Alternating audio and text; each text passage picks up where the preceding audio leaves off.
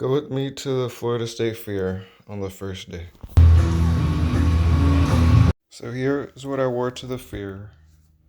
I went at night and it was the first day, so it wasn't too crowded and it was really nice. First thing I saw was this big Ferris wheel. I saw this really crazy spinny ride and it looked scary.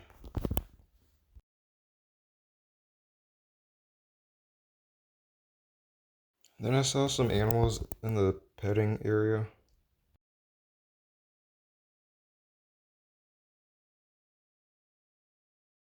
And then, because I went there late, we left right when it was closing, and it was like an abandoned theme park movie vibe.